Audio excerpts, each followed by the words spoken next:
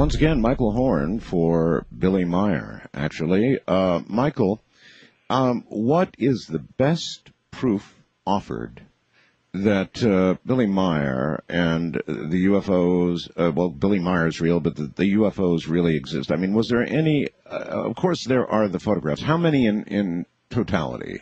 It is said that Billy took upwards of 1,200 photos in about a 3-year period. Right. Enormous number. And, you know, Art, when you think about this, this is either going to turn out to be, and people have to determine for themselves, the greatest hoax in all of human history, or hands down, simply the most important story. There's really... It's one of the two, yes. Yeah, there's no middle ground. If this is real, if it's true, it's the most important story, and then we're going to find out why it's happening and what people are... And what are we supposed to do with this information? But I'm going to address what you've just raised, and that would be, the proof. The proof. So let's start with the idea that there's about, I think, 5 categories of physical evidence. All right. And the 5 categories would be photographs, films, a video that we know of one video, sound recordings that were made on a cassette machine, and also a number of metal alloy samples, little squiggles of metal that Meier claims were given to him by the ETs. They were turned over to the investigative team along with the other evidence. With what result? Well, this is the fascinating thing on the evidence, and what I should do is just back it up a little bit and say that Meier's evidence and the process around it is unique because it was actually examined by a good number of scientific experts in a variety of fields. I will give you just a reference point. In terms of photographs, there were people like Robert Post from JPL Laboratory, 22 years at the lab. Michael Mallon from Mars Orbiter and NASA Mars Global Surveyor, the Mallon Space Science System. I know of him well. Yes, okay, of course. They were 2 of the people. Jim Delatoso. There's a 23-page report on the actual physical examination. And what did Michael Mallon conclude? Actually, I have a quote from him. All right, good. And he said, I find the photographs themselves credible. They're good photographs. They appear to represent a real phenomenon. The story that some farmer in Switzerland is on a first-name basis with dozens of aliens who come to visit him, I find that incredible. Oh, well, so do I. Yeah, but from Mallon, that's quite a statement. Because... Well, he goes on. He says, but I find the photographs more credible. They're reasonable evidence of something. What that something is, I don't know. If the photographs are hoaxes, then I am intrigued by the quality of the hoax. How did he do it? I'm always interested in seeing a master at work. Now, let's just jump, since we're talking about people that looked at the photos, there was a man whose name was Wally Gentleman, and Wally was apparently a major player in the special effects world in films. He was the director of special effects on the Canadian Film Board. He was the director of special photographic effects for Kubrick's 2001.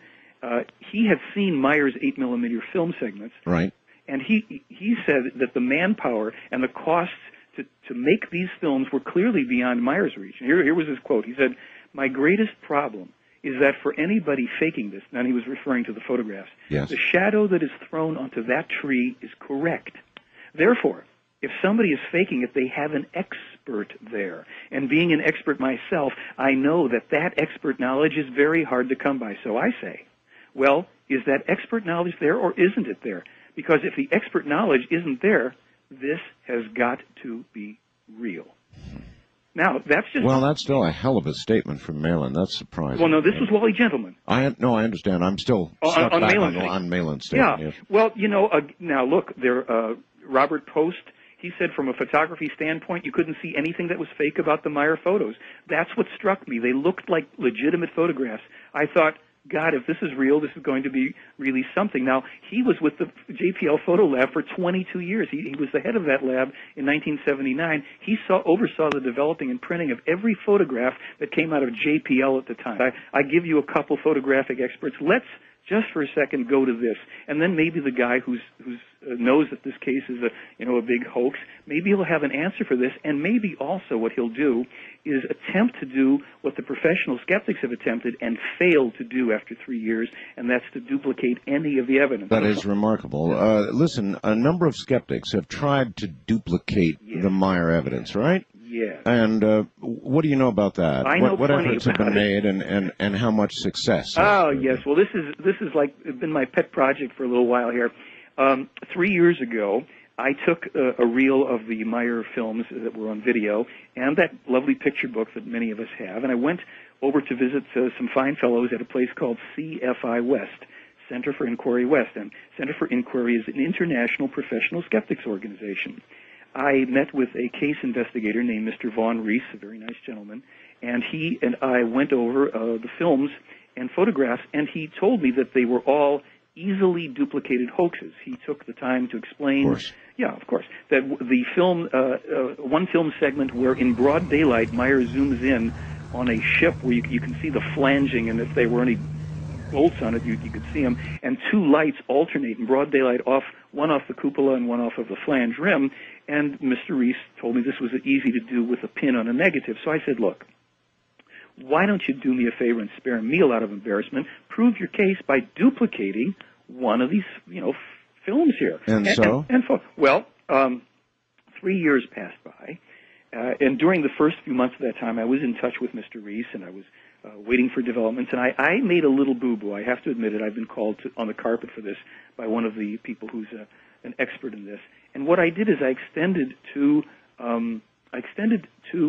Mr. Reese the opportunity, since he was having trouble duplicating any of this stuff, to go ahead and use computers, special effects, models, anything he wanted, but just to try and do it all with one hand, since Meier is a man with only one arm. Well, I then published an article where I simply said, Professional Skeptics Group proves UFOs are real, because they had failed after 3 years to submit any evidence. Mm-hmm. This was picked up and written about in the national tabloid called The Sun.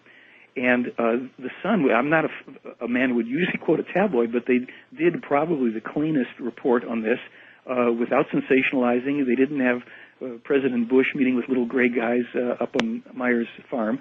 And they concurred that based on the evidence and the photos and the obviousness, that these skeptics had failed to make the case. So suddenly, they did send me a notice that they had now posted 6 photographs next to some of Meier's photographs to compare. And they actually did nice photographs of models of UFOs floating. There were some problems with it, and we've engaged in a lengthy debate, and I'll explain to you exactly what the problems were. They thought that duplicating the photos for some reason meant hang a model by a string or float it with helium or whatever and take a photograph of it where you can't really make out any details on it and where there's no physical objects next to it whereby you can compare the size. Now, this is extremely important because... Well, that would not be consistent with the Meier photographs. Because in the Meier photographs, you've got a lot of trees and mountains and reference points for the photographs with Meier. Exactly. Plus, you've got multiple UFOs. You have sequence shots where the ships move across the sky, maybe 3 or 4 ships, and then they're in, each shot... Look, folks, there's no question about this. The photographic evidence in the Meier case is the most impressive, detailed, sharp, clear, all of that, and then with Malin's statement... So anyway... Yeah, I'll give you the rest on this, because people have to know. I mean, the skeptics, this is the problem with the professional skeptics, one of them. They're not scientists. They set out with a premise that something is false, and they try to prove the premise. Now, they don't try to objectively find out what are we looking at. They tell you right away it's a hoax, and we can prove it. It's a hoax, not we can discover what it is. So, when they did these photographs, and I and Jim Deerdorf and other people have called them to task on it, and they're trying to say that they duplicated. So I said, well, fulfill the rest of the duplication process and submit them for photographic analysis. Well, they refused to respond to that. Why?